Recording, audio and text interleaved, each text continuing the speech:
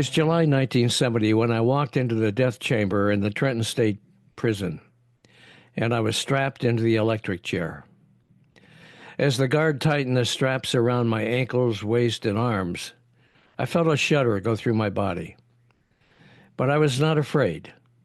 I was there as a journalist for United Press International and was preparing an article about the death penalty in the United States, having just interviewed death row inmate Edgar Smith, who in his 11th year on death row wrote a book, Brief Against Death, claiming his innocence. I just wanted to see what it felt like to be strapped into that death chair. Eventually, Smith was released, only to be convicted later of robbery, kidnapping, and attempted murder in another case. He died in a California prison hospital. My brush with the electric chair was 55 years ago. Since then, more than 1,600 people have been executed in the United States, most by lethal injection. Now I live in South Carolina, where a convicted murderer, Brad Sigmund, was executed by firing squad on March 7th. He chose that way to die, rather than the electric chair or lethal injection. Today, our guest is Gianna Toboni, an investigative journalist and author of The Volunteer, The Failure of the Death Penalty in America, and One Inmate's Quest to Die with Dignity. Toboni is a two-time Emmy-winning writer and documentarian and an author with dozens of short documentaries airing on HBO, Showtime, Hulu, and Vice. Traveling the world in her work, Toboni has faced some of the world's most dangerous people, ISIS fighters, cartel hitmen, and sex traffickers. She even survived a Russian date rape drug in a Moscow hotel. Johnny, welcome to Lean to the Left. Thanks for joining us today. Hi, Bob. Great to be here. Hey, tell us about your book, Johnny, The Volunteer. What's it about, and why did you write it? So, back in 2017, I wrote a death row inmate a letter asking for an interview for a documentary I was doing for a program called Vice on HBO. Didn't know if I'd hear back. A few days later, he called me, and that started about 14, 15 months of us talking for about 3 days a week. In the course of his story, he had two state executions, and once our documentary aired, his story just became even more unbelievable. And so he kept calling, I kept answering. And what I found was that he became a really apt representation of how the death penalty system is broken in our country. He had volunteered for execution. He had written the judge a letter and said, "You told me you're going to kill me. Let's get this over with." And the state theoretically wanted to kill him. They gave him the death sentence. And yet, even with both parties having a shared goal of execution, they couldn't figure out how to get it done. And to me, that suggested that the system is fundamentally broken. I came to find out that 15%, only 15% of those who get the death sentence are ever actually executed. But we'll pay as much as 10 times on a capital sentence that we will on a life without parole sentence. And yet the executions aren't being carried out any more than 15% of the time. And so anyway, in following his story from birth until death, I found a remarkable story, almost the perfect protagonist, if that exists, to center this story around. And then I alternate chapters with the broader story of the death penalty in our country. Okay. So what was different about Dozier's story compared to that of other death row inmates? Well, Dozier was a part of the 10% of death row inmates who volunteer for execution.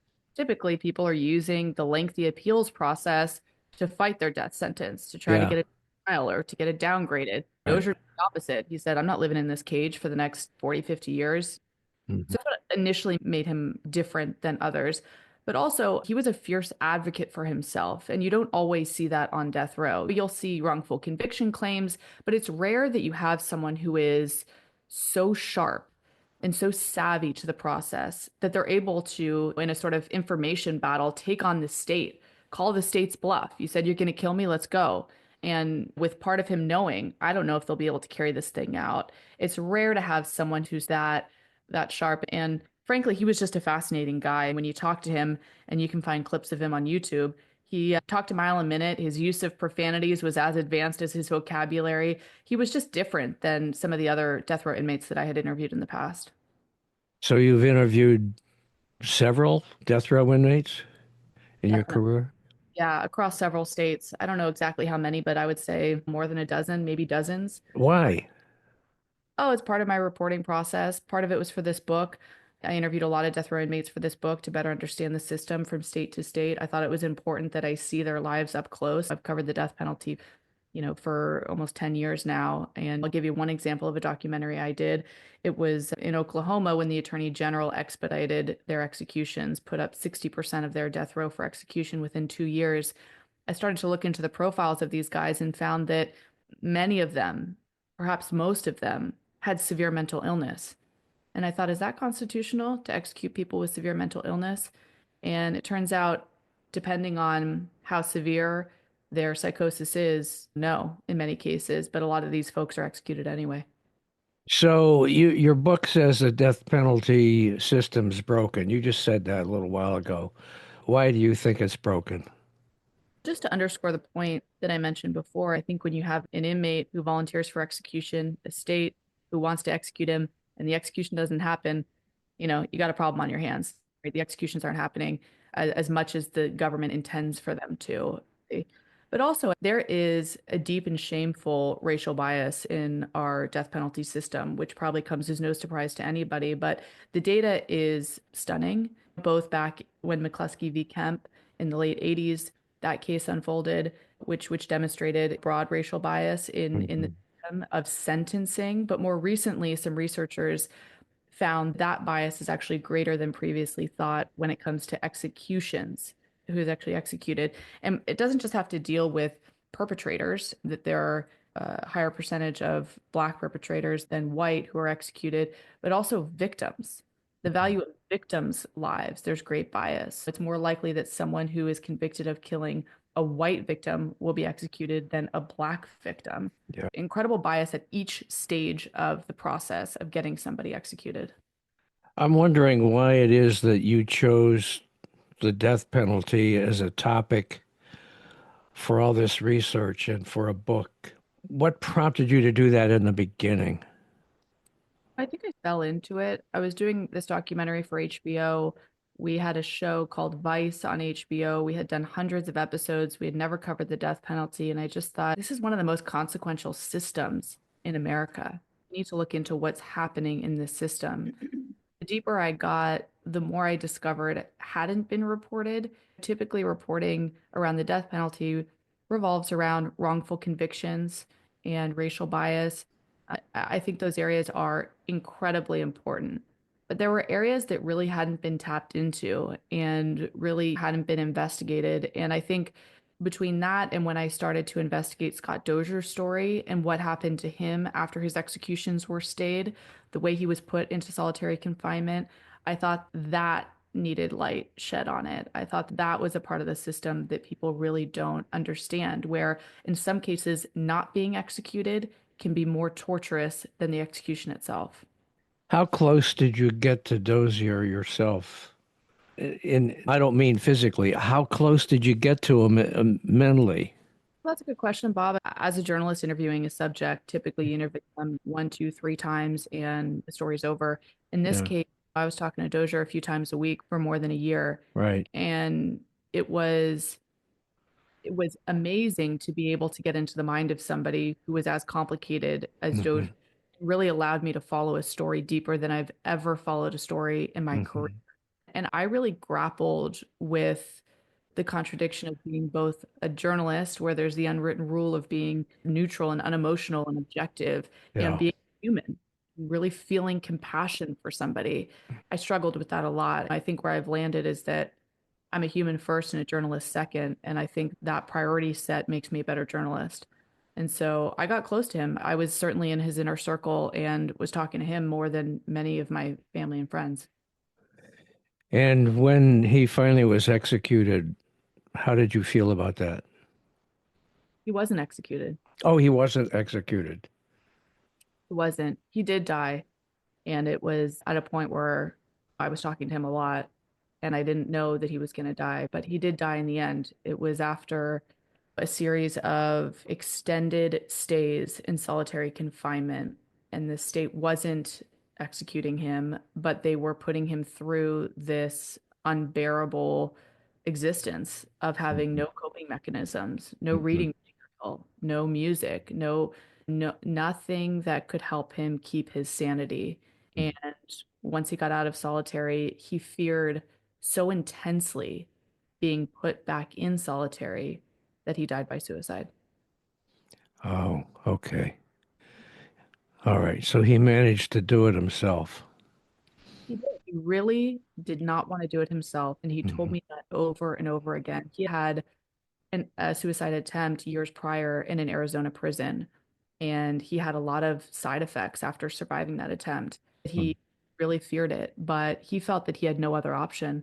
And he felt that the state, and he said this to me, and I know the state would disagree, but he told me that the state was pushing him toward this only, the state was pushing him toward this option. Really?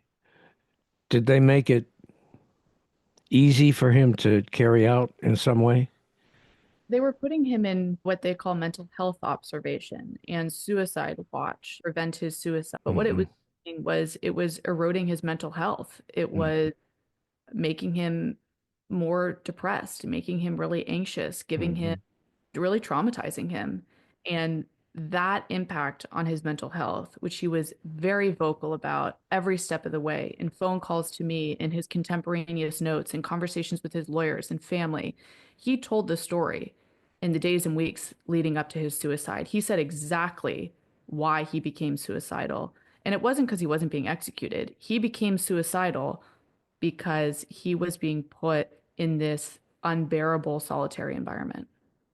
So, did you have advance knowledge that he was going to do this when it happened? I didn't know that he was going to die by suicide when he did. I No. knew he was struggling, though. I really knew he was struggling.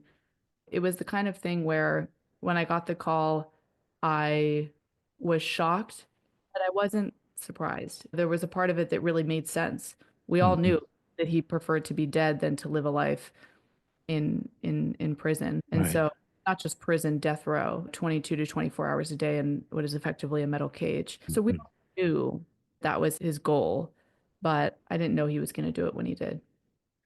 Why do you think it is that we still have the death penalty in the United States when so much of the developed world has given that up? Why do you think the U.S. still hangs on to that?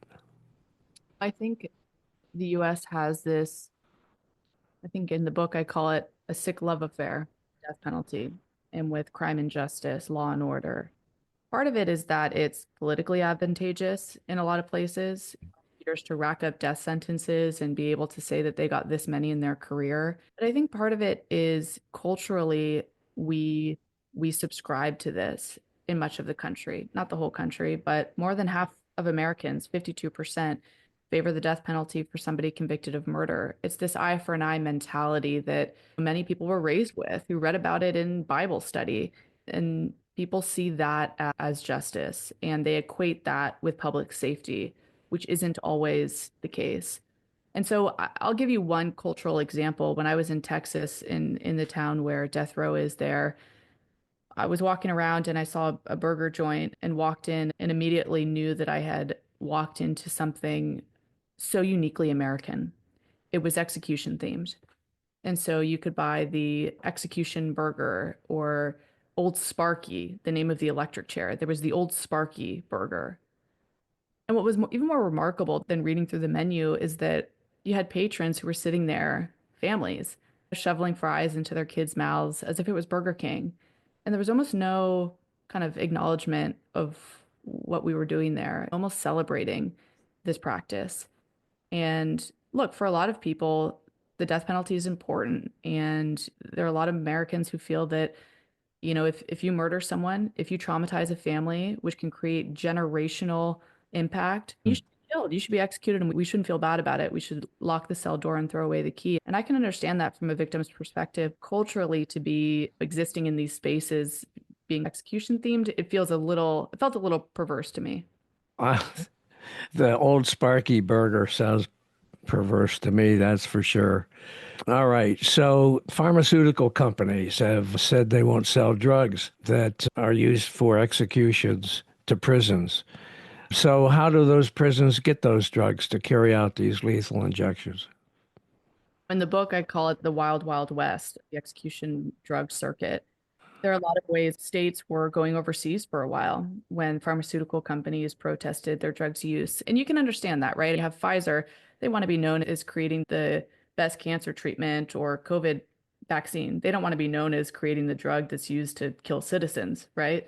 So you can Mhm. understand that perspective. And so states, prison systems struggled a lot for a long time and still do to find these drugs. So they'd go overseas and find small manufacturers or middlemen who will sell some of the bigger companies' drugs, but they're not FDA approved. They're illegally importing them and then using them to kill citizens.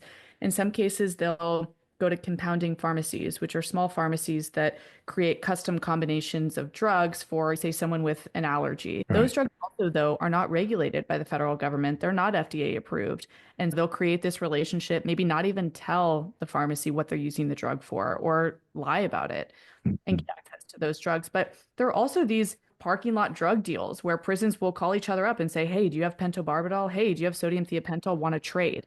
And one of my chapters is called Trade You a Beer for a Death Drug because in a series of emails that were released as part of a FOIA, Freedom of Information Act request, that came out an email exchange between two prison officials saying, "Hey, effectively, thanks. I'll get you a beer next time I'm that way."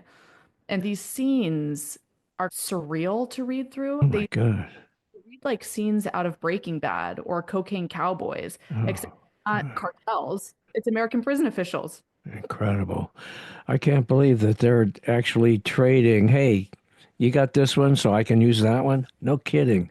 It's really Incredible. You know what? I did a little research, and what I found was that as of now, there's 40 inmates on death row around the country waiting execution between now and August of 2028. And I'm wondering what you think is going to happen going forward now that Trump's in the White House, and I don't need to say anything more about that. majority of executions are carried out by states. So those are the state death rows. Yeah. So we see Texas, Alabama, South Carolina recently, Utah, Tennessee. The federal death row is much smaller, and that's the one that Hmm.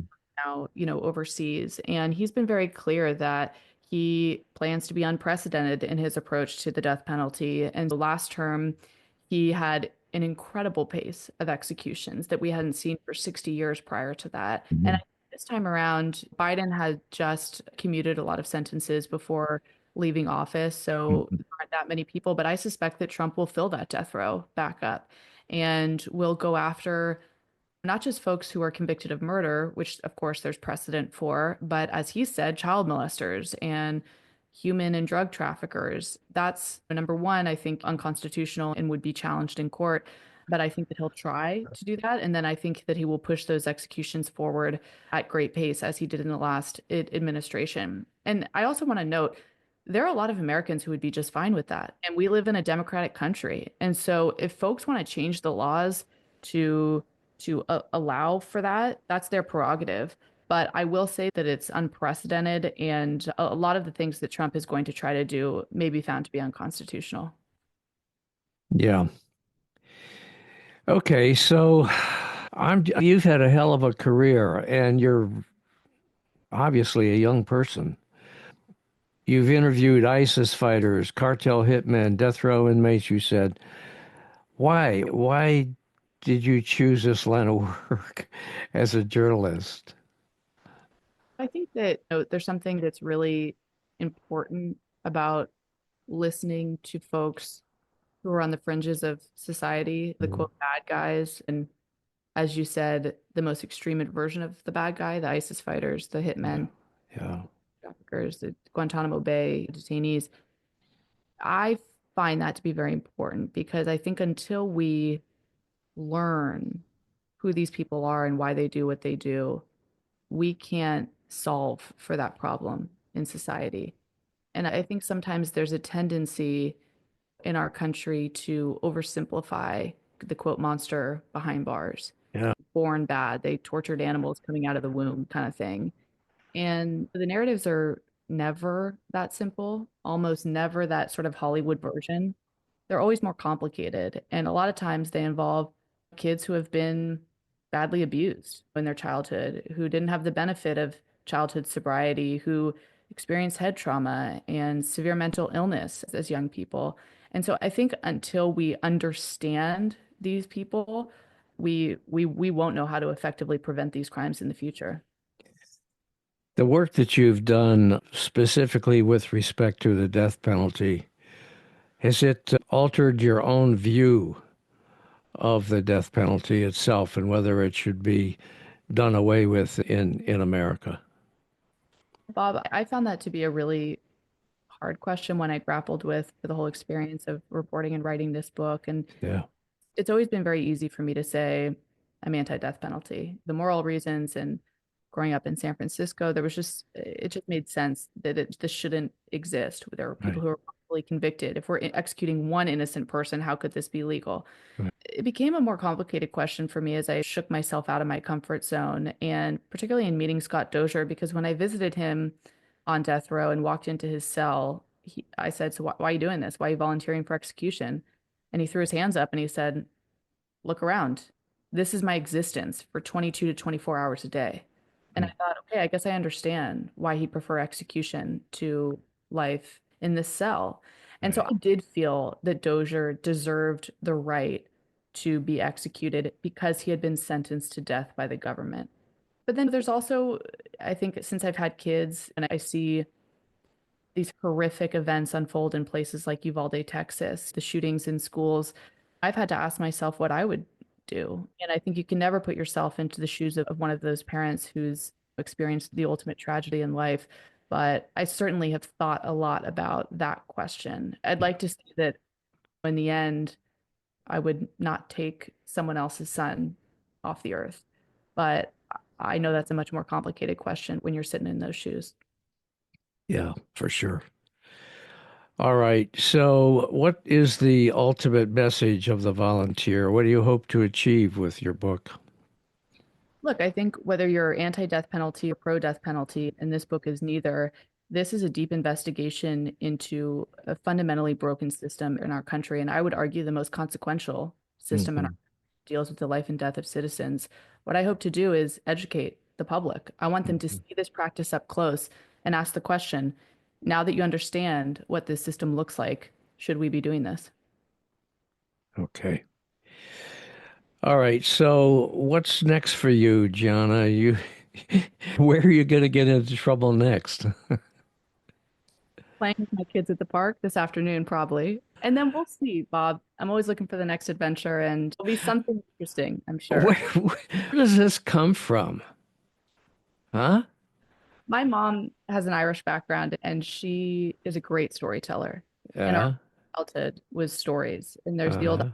adage, never let the truth get in the way of a good story, which I don't subscribe Uh-huh. to as families, but I like when telling stories to my kids. And I think there's something really powerful about stories. I think Yeah. it's good to learn. And I think it's So, the best. so you have kids, do you? I have a few kids, yes. A few kids? 5-year-old, a 3-year-old, and a almost 3-month old. Oh my God. How in the hell do you travel all around and do all this stuff when you got little kids to take care of? I've started to slow down a little bit in terms of the dangerous assignments. I think there's something that happens, or at least happened to me when I had kids that Okay. So you have three kids, which means that you've got a husband, I yes, presume. What does he have to say about what you do? he's the biggest supporter. Is he? Yep. Yeah. What's he do for a living? He's in food and beverage manufacturing. Oh, okay. So nothing related to journalism or investigative reporting or any of that. Exactly. We're either talking about hitmen or tomatoes. Oh, I love that line. That's really good.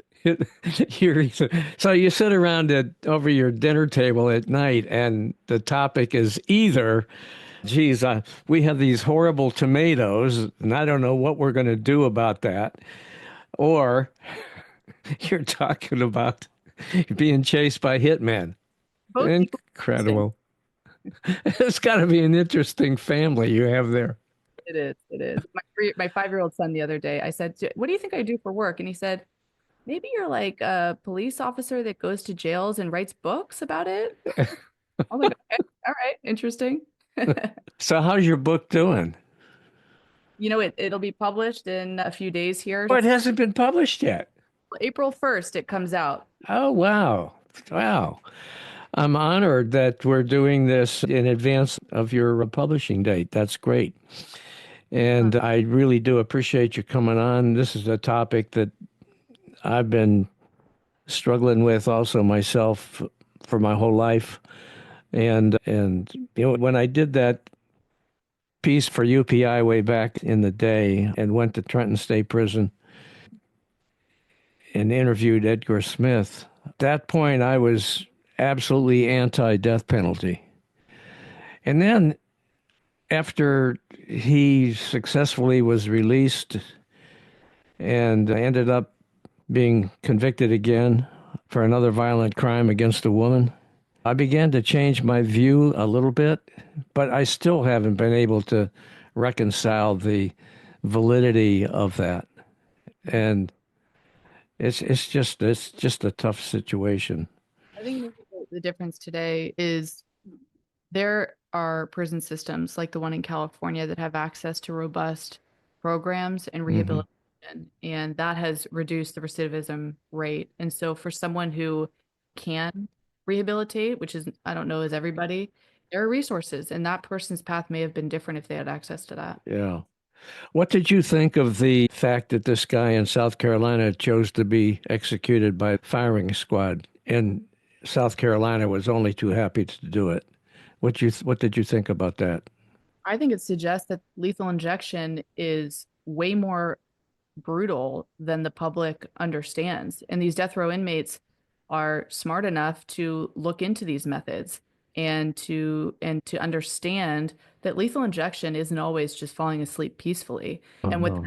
witnesses say and the anesthesiologists who have reviewed hundreds of autopsies say is that it's not even close to that. It's a torturous experience to a virtual medical certainty from what they can gather. And so I think these inmates are paying attention and they're saying, I'd rather have the firing squad. I'd rather have the electric chair than lethal injection. Mhm. And I can understand that because, by the way, lethal injection has a 7% rate of botched executions. Firing squad is effectively 0%. So you can understand why people are opting for that method. Incredible. Okay, listen, Gianna, I thank you so much and wish you the best in your career. We need more people like you out there doing this work. Is there anything else you'd like to add? I hope that you'll take a look at The Volunteer. It's called The Volunteer, The Failure of the Death Penalty in America and One Inmate's Quest to Die with Dignity. And yeah, again, my name is Gianna Toboni, and I'm very grateful that you had me on, Bob. Thank you. Hey guys, I'm Bob Gatty, founder and host of Lean to the Left. I'm excited to share our new book, Hijack Nation, Donald Trump's Attack on America's Greatness, co-authored with political analyst and professor C.J. Waldron. In Hijack Nation, we delve into the unfolding story of America's political landscape through a series of essays from leantotheleft.net. We explore how Donald Trump's presidency has transformed American politics, challenging our values and institutions. Hijack Nation isn't just a book, it's a call to action. It invites you to reflect on what it means to be American in a divided political landscape. Together we can reclaim our nation's greatness. So get your copy of Hijack Nation today. Visit leantotheleft.net and click on the Books tab to learn more and to order.